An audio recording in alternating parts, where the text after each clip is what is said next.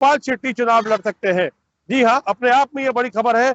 आपको बता दें कि जिस तरह से इस बात का अनुमान लगाया जा रहा था कि गोपाल शेट्टी का नाम भारतीय जनता पार्टी बोरीवली विधानसभा क्षेत्र से ऐलान कर सकती है, उसकी कहीं ना कहीं घोषणा कर सकती है, यह बात सामने नहीं आने के बाद में अब यह बात सामने आई है कि जो रहवासी है वो पूरी तरह से सड़कों पे आ गए हैं गोपाल शेट्टी के पक्ष में। यानी कि अगर बात करें तो बोरीवली के लोग इस बात को चाहते थे कि गोपाल शेट्टी बोरीवली विधानसभा क्षेत्र से चुनाव भी लड़े और जीते भी, लेकिन उनका नाम नहीं आने के बाद में, संजय उपाध्याय का नाम आने के बाद में अब ये बात सामने आई है कि लोगों में इस बात को लेकर रोष है और गोपाल शेट्टी ने कहीं ना कहीं दबे अल्फाज में इस बात का ऐलान भी कर दिया है कि वो अब अपक्ष यानी कि अब अपने ही बलबूते पर चुनाव लड़ेंगे।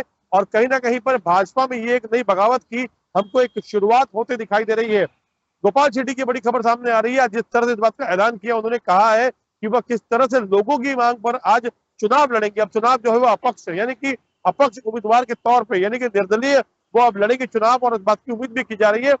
जिस तरह की छवि खासतौर पर गोपाल शेट्टी की है, माना जा रहा है कि कहीं ना कहीं पर जो मौजूदा विधायक है वहां के, और अगर बात करें जो भी वहां पर उम्मीदवार है, उनके लिए एक नया संकट आता दिखाई दे रहा है। क्योंकि अगर बात करें लगातार नगर सेवक से लेकर के सांसद तक का जो सफर है वो गोपाल शेट्टी ने बोरीवली विधानसभा क्षेत्र से तय किया था। अब कहीं ना कहीं ये तय हो चुका है कि लड़ने की तैयारी उनकी हो चुकी है, लेकिन अब इसमें औपचारिक तौर पर घोषणा होना अभी बाकी है। लेकिन देखना है कि जिस तरह से लोगों की अभी मांग सामने आई है, लोग इस बात की उम्मीद लगाए बैठे हैं और लोग इस बात को लेकर के जोर लगा रहे हैं कि गोपाल शेट्टी चुनाव लड़े।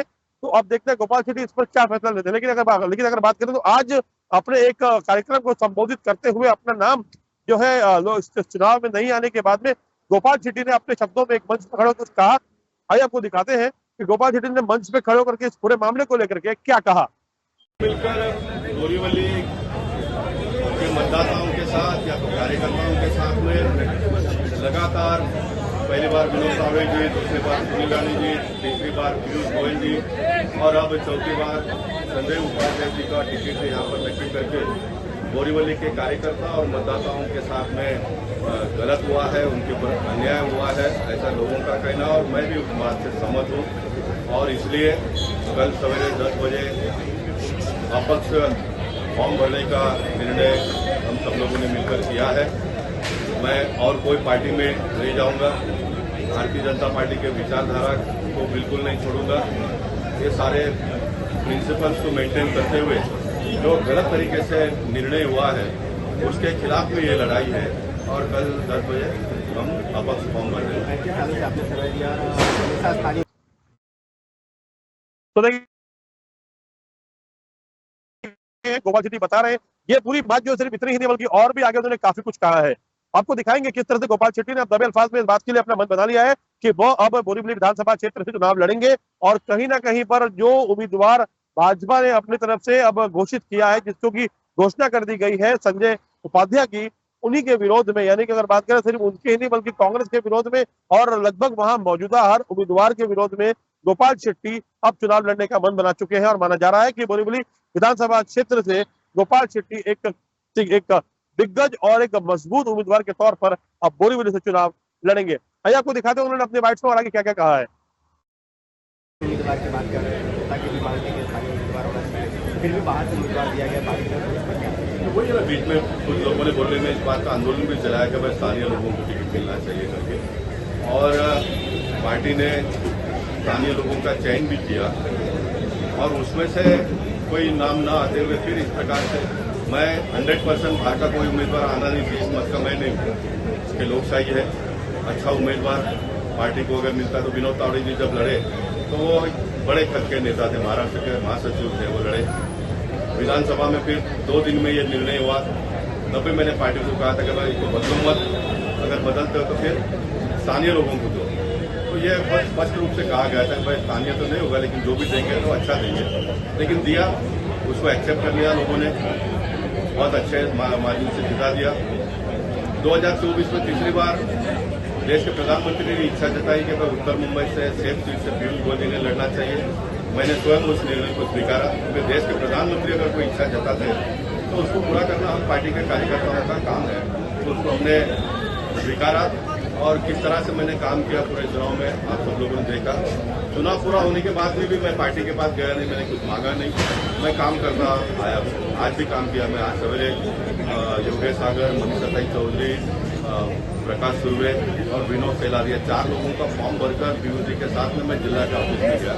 और जिला के ऑफिस में जाने के बाद में टीवी में पता चला कि संजय उपाध्याय जी का नाम घोषणा के लिए, और पीयूष जी ने भी कहा कि गोबर भाई ये पार्टी ने निर्णय किया है। मैंने उनको वहीं कह दिया कि ये निर्णय सही नहीं हुआ है, लोगों का गुस्सा है इसके बारे में। और फिर अगर ये लड़का है तो लड़का को मैं स्वीकारता हूँ, ये क्लियर कट उनका। तो फिर मैंने पार्टी के कार्यकर्ता और नागरिकों के माध्यम से कल अपक्ष फॉर्म भरने का प्रयास किया। मैं फिर एक बार कहता हूँ, मैं कोई अन्य पार्टी में भी नहीं जाऊँगा, मैं भारतीय जनता पार्टी के विचारधारा को नहीं छोड़ूंगा और मैं कल फॉर्म भरकर इस लड़ाई को लड़ूंगा। नहीं, कोई किसी का फॉर्म वगैरह नहीं। भारतीय जनता पार्टी को क्या मैसेज देंगे आप? मैं समर्थकों को कहा कि भाई लिस्टबद्ध पद से हम काम करेंगे, कोई पटाखड़ा नहीं फोड़ेंगे जुलूस में। कल कोई ये जो फुवारे वगैरह उड़ाकर रास्ते में कचरा करते हैं वो भी बिल्कुल नहीं। शरीर में से कार्यकर्ता और मतदाता जितना पसीना निकालेंगे उसका मैं स्वागत करूँगा। बाकी कोई शोरशार नहीं करने का। हाँ, शोरशार जनता जितना आएगी उसका हम स्वागत करेंगे। मैं लोगों को अपील करूँगा, आपको लगता है बोलने के ऊपर अन्याय हुआ तो आप आइएगा।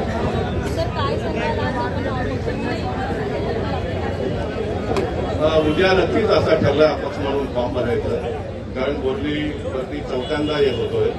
वही है ना, बीच में कुछ लोगों ने बोलने में इस बात का आंदोलन भी चलाया कि भाई स्थानीय लोगों को टिकट मिलना चाहिए करके, और पार्टी ने स्थानीय लोगों का चयन भी किया और उसमें से कोई नाम ना आते हुए फिर इस प्रकार से मैं 100% बाहर का कोई उम्मीदवार आना नहीं चाहिए, इस मत का मैं नहीं हूँ कि लोकशाही है।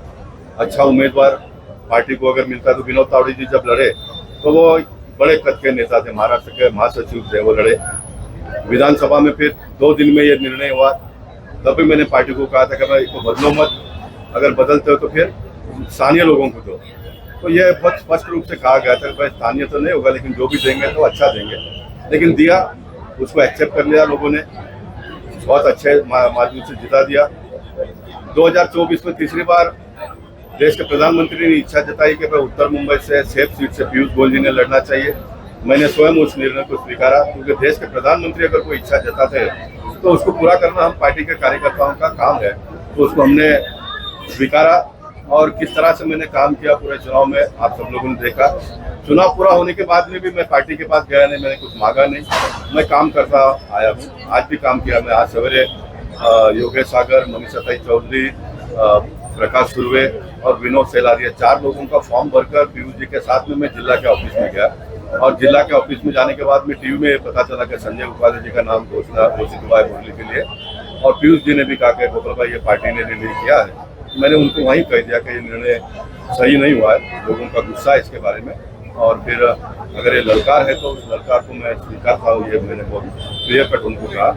और फिर मैंने ये पार्टी के कार्यकर्ता और बोर्डी के नगर नागरिकों के माध्यम से कल अपक्ष फॉर्म भरने का तय किया है। मैं फिर एक बार कहता हूँ, मैं कोई अन्य पार्टी में नहीं जाऊंगा, मैं भारतीय जनता पार्टी के विचारधारा को नहीं छोड़ूंगा और मैं कल फॉर्म भरकर इस लड़ाई को लड़ूंगा।